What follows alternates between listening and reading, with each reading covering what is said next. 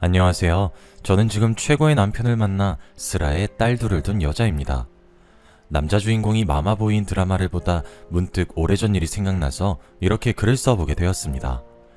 저는 사실 현재 딸을 낳고 살고 있는 지금의 남편과의 결혼이 처음은 아니에요. 지금의 남편과 결혼하기 전 한 번의 시행착오가 있었죠. 제가 보고 있던 드라마 남자 주인공처럼 전 남편이 심각한 마마보이였는데요. 저는 남편이 마마보이라고 해도 나쁜 사람은 아니니까 참고 살려고 했었어요. 그런데 더 심각한 문제는 남편이 아니라 시어머니셨거든요. 시어머니는 아들과 며느리를 전부 자기 소나기에 넣어 쥐고 흔들고 싶어 하시는 분이었어요.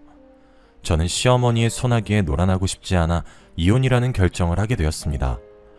이혼 전까지는 저와 남편 사이에 아무 문제가 없었고 연애할 때처럼 사이가 엄청 좋았어요. 저는 남편을 직장 동료의 소개로 처음 만나게 되었어요. 원래 소개받는 것을 좋아하는 성격이 아니라서 적당히 거절하려고 했어요. 그런데 동료가 제발 한번 나가달라고 상대방이 저를 보고 반해서 간절히 원하고 있다는 거예요. 그런 말을 들으니까 아직 인기 안 죽었다고 괜히 으쓱거리게 되더라고요. 상대방이 그렇게 원한다는데 거절한다는 건 상대방에 대한 예의가 아닌 것 같다고 한 번은 만나주겠다며 동료한테 새침하게 말했어요. 동료는 너무 고맙다고 이왕 만나는 거 잘 됐으면 좋겠다고 저희를 응원했어요. 근데 막상 만나는 날이 다가오니까 나가기 귀찮아져서 아프다고 거짓말을 칠까 고민을 많이 했어요. 당장 퇴사할 거 아니면 계속 동료 얼굴을 봐야 하니 두 눈 딱 감고 소개팅 장소에 시간 맞춰 나갔어요. 어떤 사람인지 모르는 상태로 만났었는데 남편이 되게 착하고 다정한 거예요. 저를 소개시켜달라고 했던 대범함과는 다르게 사람이 되게 조심스럽고 소심한 면이었어요. 그리고 남편이 다른 사람과 다른 점이 있다면 데이트하는 와중에 틈틈이 시어머니께 전화해서 보고를 하더라고요. 지금 어디에서 뭘 먹고 있다, 어디에서 뭘 하고 있다, 자신의 일거수일투족을 다 보고했죠. 저도 그렇고 요즘 사람들 중에 부모님께 이렇게 연락 자주 하는 사람 잘 없잖아요. 그런데 남편이 어머니 걱정할까봐 계속 연락드리는 모습을 보니 효자란 생각이 들더라고요. 솔직히 남편이 내성적이라 만나면서 재밌진 않았어요. 하지만 어머니에게 하는 행동을 보고 어머니한테도 이렇게 잘하는데 당연히 아내한테도 잘할 것 같다는 생각이 들었어요. 평소에도 온순하고 저를 잘 챙겨줘서 같이 살아도 변함이 없을 것 같아서 결혼을 결심하게 되었죠. 제 생각처럼 남편은 결혼해서도 저밖에 모르고 착하면서 다정했어요. 제가 말하지 않았는데도 집안일을 알아서 척척 도와줬었어요. 자기도 회사에서 힘들었을 거면서 티 하나도 안 내고 오히려 저보고 힘들었겠다며 자기가 저녁을 차리겠다고 주방을 차지해서 저를 주방 근처에도 못 오게 했었어요. 성격이면 성격, 집안일이면 집안일, 정말 어디 하나 나무랄 데가 없었죠. 하지만 남편의 유일한 단점은 아침에 눈 뜨고부터 밤에 눈 감을 때까지 엄마를 찾는 것이었어요. 시작은 누구보다 행복해야 할 신혼여행 때였죠. 신혼여행을 떠나는데 가는 동안에도 그렇고 올 때 비행기 안에서까지도 왜 그러는 건지 남편은 슬프다는 듯한 표정으로 일관하더라고요. 당연히 남편 기분이 안 좋아 보이니 신혼여행을 제대로 즐기지 못했어요. 남편은 비행기 안에서 제게 말도 안 걸고 창밖만 보러더라고요. 기분 좋게 떠나야 할 신혼여행에 왜 계속 그런 표정 짓고 있는 거야? 안 좋은 일이라도 있던 거야? 무슨 일인데 내가 무슨 일인지 알아야 위로를 해주던가 하지. 아니, 우리 엄마도 여기 같이 오면 좋아했을 텐데 싶어서. 나만 이렇게 좋은 곳에서 놀고 먹고 하는 게 엄마한테 너무 죄송하잖아. 자기는 진짜 효자인 것 같아. 난 여행하면서 그런 생각 해본 적 없는데 괜히 불효자 된 기분이네. 자기 덕분에 진짜 반성 많이 하게 된다. 우리 다음엔 이런 곳 엄마랑도 같이 오자. 우리 엄마 아직 해외여행 한 번도 안 해봤거든. 아마 엄마도 데리고 오면 엄청 좋아하실 것 같아. 그래, 그러자. 어머님 데리고 같이 오자. 그땐 세 명이서 재미나게 놀자. 저는 그때까지만 해도 남편이 남들과는 다르게 엄청난 효자라서 그런가 보다 했죠. 결혼한 지 한 달 됐을 때쯤엔 본격적으로 남편의 입에 엄마가 라는 말을 입에 달고 다니기 시작하더라고요.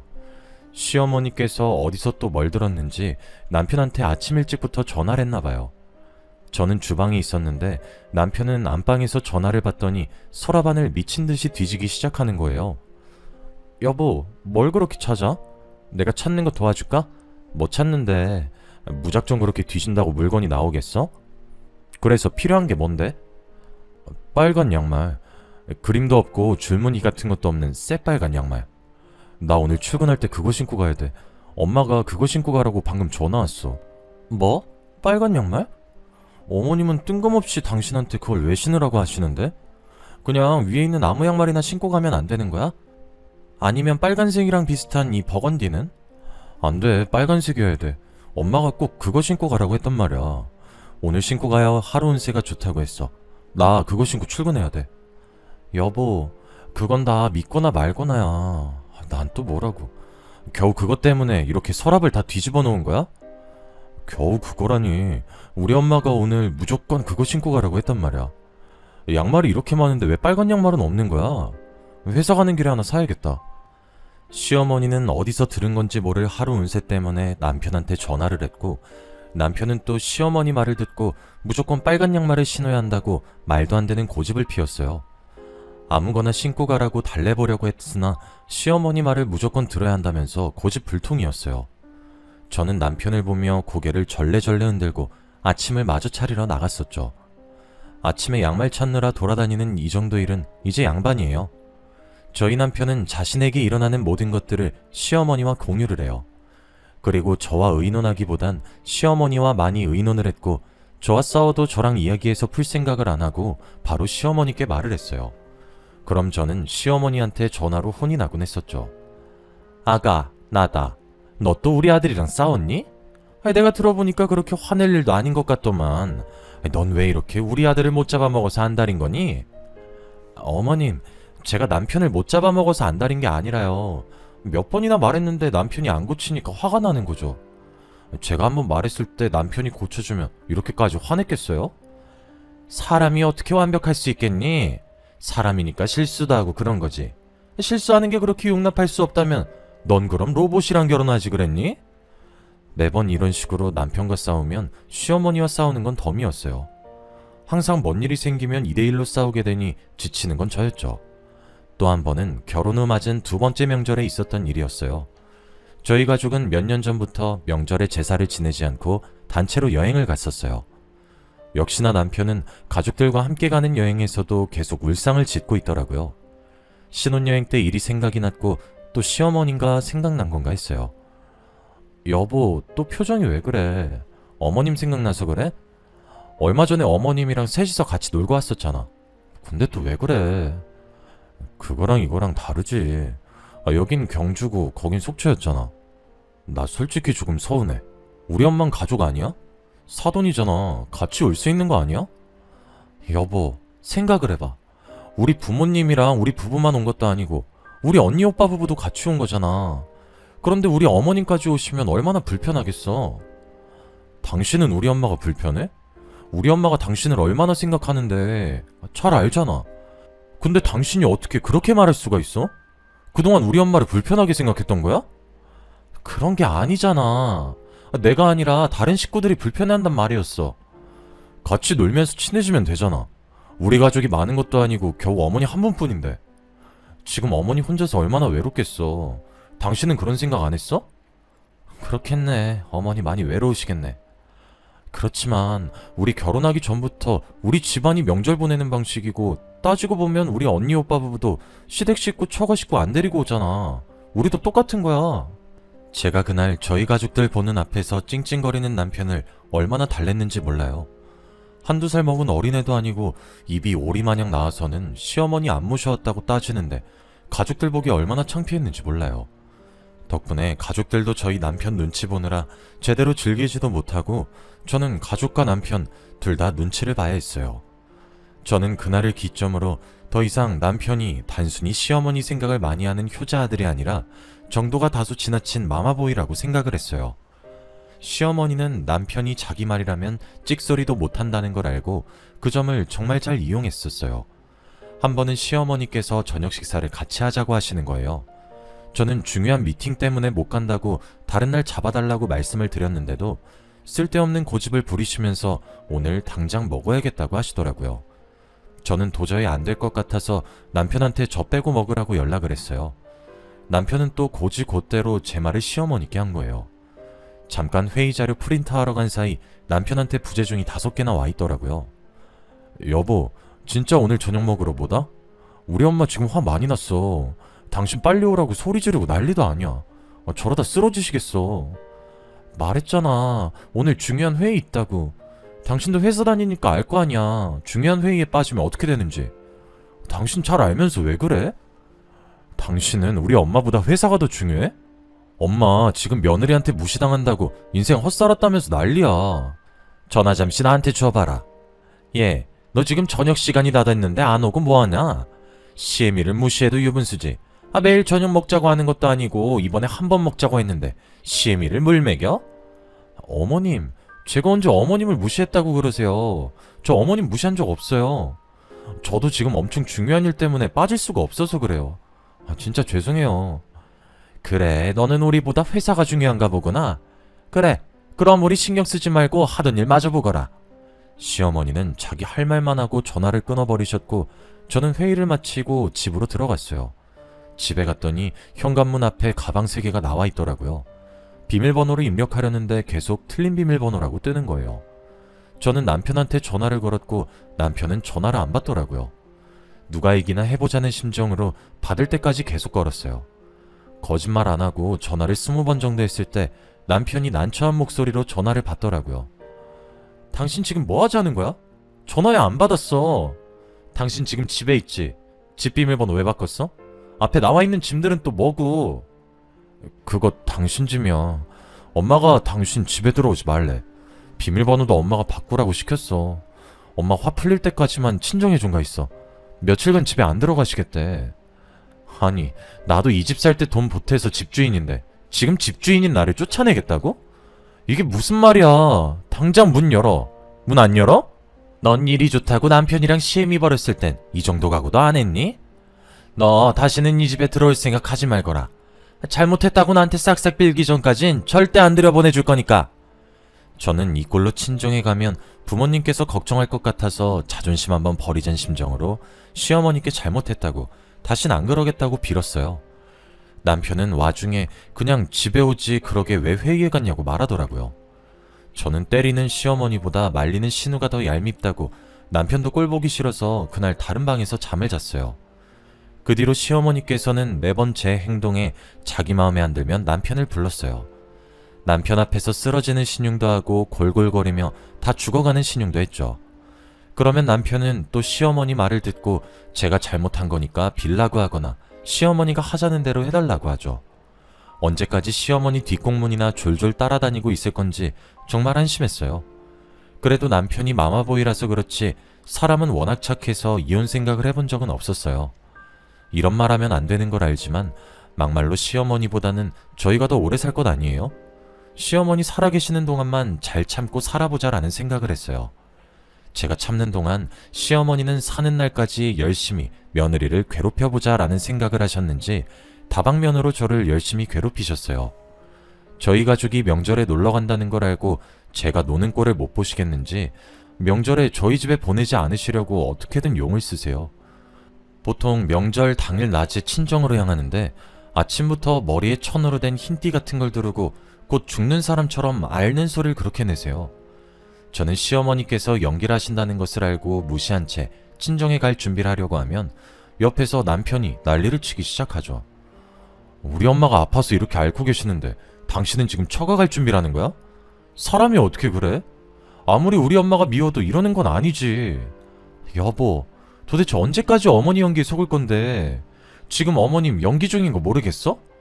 매번 어떻게 명절 때마다 저렇게 아프신지 신기하지 않아? 전날은 괜찮다가 꼭 친정 갈 시간에 이러시잖아. 당연히 그러시겠지. 어제 명절 음식 만드느라 얼마나 힘드셨겠어. 어제 그 고생했으니 오늘 몸살 나는 게 맞지. 말은 똑바로 하자. 고생은 내가 다 했어. 명절 음식 내가 다 했다고. 어머님 하신 거 하나도 없으셔. 게다가 식구가 많은 것도 아니고 우리 셋밖에 없어서 음식을 다른 집보다 많이 하지도 않았어. 아유, 시애민 이렇게 아파 죽는데 며느리 나보고 꾀병이라고 하네. 아이고, 인생 엇살았어. 내가 죽어야지. 이렇게 살 바에 콱 죽어버려야지. 엄마, 그게 무슨 말이야. 엄마가 죽긴 왜 죽어. 그런 말 하지 마. 당신 진짜 너무한 거 아니야? 누가 더 일을 많이 했든 지금 엄마 아프잖아. 그럼 당신이 어머님 보고 있어. 난 친정 갈 테니까. 나는 어머님이 연기하는 거 넘어갈 정도로 순진한 사람 아니야. 저는 시어머니께서 연기를 하든 말든 남편을 시댁에 두고 혼자서 친정으로 향했어요. 가는 동안에 전화 폭탄이길래 명절이 끝날 때까지 안 킬 생각을 하고 전화를 아예 꺼버렸어요. 그랬더니 남편이 시어머니는 어쩌고 친정까지 저를 찾아온 거예요. 저는 드디어 시어머니가 연기한 걸 알아차리고 온 건가 했는데 시어머니께서 다 죽어가는데 어떻게 시어머니 버리고 여길 올 수 있냐고 저를 데리러 온 거더라고요. 남편의 말을 듣고 저희 부모님은 또 저를 시댁에 보내려고 하시는 거예요. 시어머니가 연기하는 거라고 했는데 어머니는 그래도 그러는 거 아니라고 일단 시댁에 가보라고 하더라고요. 결국 저는 남편 손에 이끌려 시댁으로 다시 갔고 시어머니는 머리에 두르고 있던 걸 치우고 거실 소파에 앉은 채로 팔짱을 끼고 저를 째려보고 계시더라고요. 톡한 것. 예, 너는 시애미가 아파서 누워있는데 그렇게 놀러가고 싶디? 아픈 시애미 혼자 두고 지네 애미애비랑 하하호호 웃으면서 놀고 싶더냐고. 어머님이 아픈 척 연기하신 건데 제가 놀러 못 갈 이유가 있나요? 한두 번도 아니고 2년 동안 명절마다 이러시는 거 지겹지도 않으세요? 그래, 너 노는 꼴 보기 싫어서 연기했다. 독해 빠져서는 어떻게 시애미가 아파서 골골거리는데 눈 하나 깜짝 안 하니? 시어머니는 아들을 자기 소나기에 넣고 쥐락펴락하고 있는 것처럼 저도 자기 소나기에 넣고 쥐락펴락하고 싶었는데 마음처럼 쉽지 않자 제게 폭언을 했어요. 남편은 시어머니가 정말 아픈 척 연기했다는 걸 알고 충격을 받았는지 한동안은 버릇처럼 말했던 엄마 얘기도 하지 않고 안부 인사도 드리지 않았어요. 하지만 습관이라는 게 무섭다고 한 달도 안 돼서 다시 안부 연락하고 입에 엄마라는 소리를 다시 달고 살았죠. 그러다가 결혼 후 남편과 둘이서만 여행 간 적이 없는 것 같아서 둘이서 여행을 가자고 했어요. 하지만 남편은 어떻게든 꼭 시어머니와 동행하려고 하더라고요. 제주도 어떠냐고 했더니 시어머니가 흑돼지 좋아한다고 같이 데리고 가고 싶다고 하고, 대구 어떠냐고 했더니 시어머니가 막창 좋아한다고 데리고 가고 싶다고 하는 거예요. 무슨 지역을 말하든 시어머니가 이런 음식 저런 음식 좋아한다고 같이 데려갈 생각밖에 안 하는 거예요. 저는 항상 시어머니와 함께 갔으니 이번엔 단둘이서만 가자고 했어요. 남편은 제 말에 입을 또 삐죽 내밀더니 여행은 다음에 가자고 하고 방으로 들어가더라고요. 진짜 남편이 저럴 때마다 한숨밖에 안 나오고 뒤통수 한 대 갈겨주고 싶은 거 마지막 남은 인내심으로 겨우겨우 간신히 참고 있었어요. 그런데 남편이 그걸 또 시어머니한테 다 말했나 봐요. 시어머니가 남편한테 저희 여행 계획을 듣고 저희 집으로 찾아오셨더라고요. 어머님, 갑자기 저희 집엔 무슨 일이세요? 오신단 말씀 없으셨잖아요. 네가 우리 모자 사이 갈라놓으려고 아주 난리를 치는구나. 우리 아들은 엄마랑 여행 가고 싶어서 의견 내는데 너가 매번 우리 아들 의견 싸그리 무시한다며? 어머님, 그게 아니고요. 저희 항상 셋이서 여행 가고 단둘이서 간 기억이 신혼여행 말고는 없어요. 오랜만에 둘이서 오붓하게 여행 좀 가려고 했죠. 절대 둘 사이 갈라놓으려고 했던 거 아니에요. 오해예요. 그래, 시애미가 싫어서 죽겠지 아주. 어떻게든 나랑 안 가려고 용을 쓰는구나. 그냥 나보고 죽으라고 고살 지내지 그러니? 그럼 둘이서 여행 마음껏 갈 수 있겠네. 무슨 말을 그렇게 하세요. 전 정말 그럴 의도 없었어요. 솔직히 저희 여행 가면서 어머님 안 모시고 간 적 없잖아요. 한 번 정도는 둘이서 갈 수 있는 거 아니에요? 시어머니는 제가 남편과 자신의 사이를 갈라놓으려고 수작을 부린다고 생각하시면서 말도 안 되는 말을 계속 하시는 거예요. 저는 남편을 째려보았고 남편은 저와 눈이 마주치자 아무 말도 못하고 어머니 뒤에 숨어가지고 자신의 손톱만 매만지면서 쭈뼛쭈뼛거리고 있더라고요. 이게 이렇게까지 싸우고 있을 일인가 싶고 시어머니는 논리도 없이 저렇게 말하는데 반박할 마음도 안 생기더라고요. 저는 잠자코 아무 말 없이 시어머니가 하시는 말을 다 듣고 있었어요. 심심찮게 들려오는 욕은 물론이거니와 저희 부모님까지 거론되더라고요. 네 애미애비가 그렇게 가르치디? 시애미 이렇게 모시라고? 사돈께서 너한테 아주 좋은 거 가르치셨네. 아주 잘 가르치셨어. 여기서 저희 부모님이 왜 나와요? 솔직히 이게 이렇게까지 혼날 일인지도 모르겠고요. 저희 부모님까지 나와야 되는 일인지는 더더욱 모르겠네요. 싹바가지 없이 시애미한테 대들긴? 네 부모가 그렇게 가르쳤으니까 네가 이렇게 행동하겠지. 자식은 부모의 거울이라고 안 봐도 뻔하지. 네 애미도 시애미 이렇게 모셨나 보다. 어머님, 말이 너무 심하신 거 아니에요? 저희 부모님 교육자시고요. 누구보다 저 잘 가르치셨고요. 어머님한테 그런 말 들으실 분들 아니에요.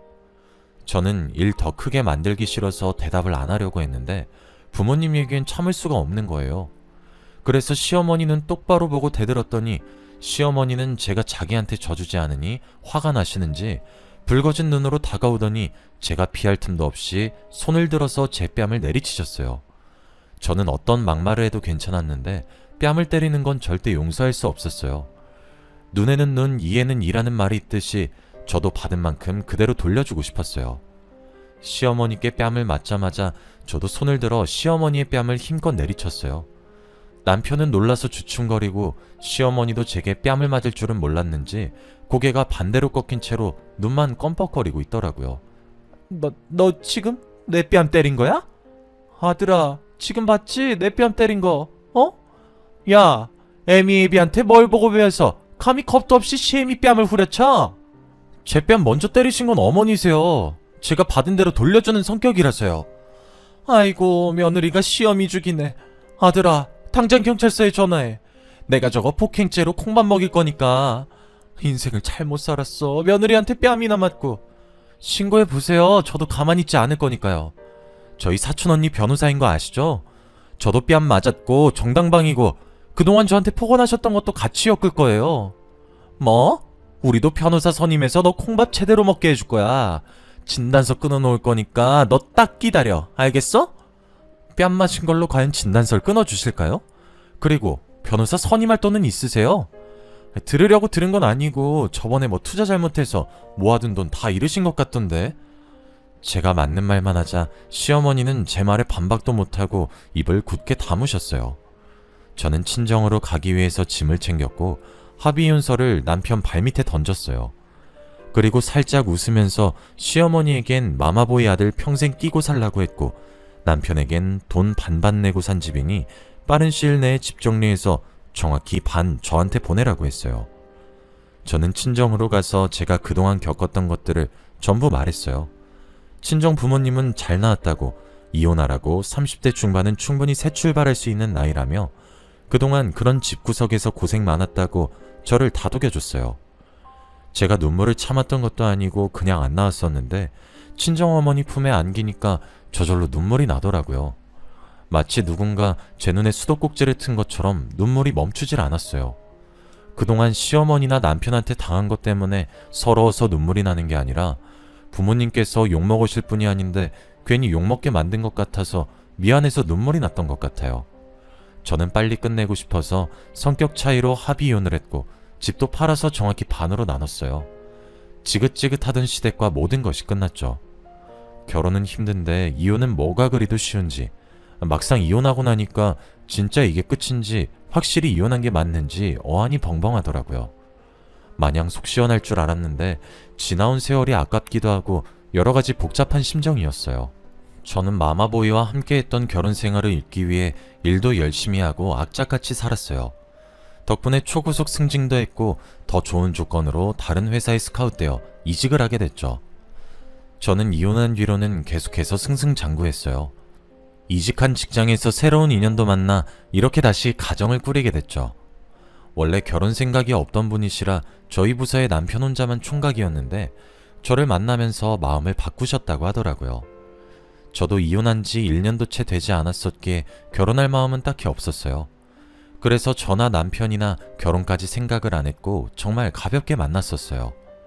그런데 만나다 보니 가치관도 비슷하고 웃음 코드도 비슷하고 잘 맞는 게 한두 가지가 아니더라고요. 게다가 헤어질 때마다 둘 다 아쉬워서 계속 제 집에 도착하면 남편 집 데려다 주겠다고 다시 돌아가고 남편 집 도착하면 또 저희 집 데려다 주겠다고 왔던 길을 다시 가요. 저희 얘기를 듣던 다른 직원이 차라리 결혼해서 같이 사는 게 낫지 않겠냔 말이 나왔고 아직 결혼은 아니라고 저희가 손살에 치긴 했지만 고민을 하게 되더라고요. 저는 이혼녀인데 남편은 총각인 것도 마음에 걸리고 이제 이혼한 지 겨우 1년 반밖에 안 됐는데 벌써 재혼을 하는 건 이른 게 아닌가 하는 생각도 들었죠. 남편은 결혼하고 싶어하는 눈치인데 제가 망설이는 것 같아서 선뜻 결혼하자는 말을 못하더라고요. 결혼을 한번 해보니까 지금의 남편이 전 남편보다 안 좋고 못 믿어서가 아니라 결혼이라는 게 쉽게 결정할 게 아니라는 걸 알게 돼서 더 겁이 났어요.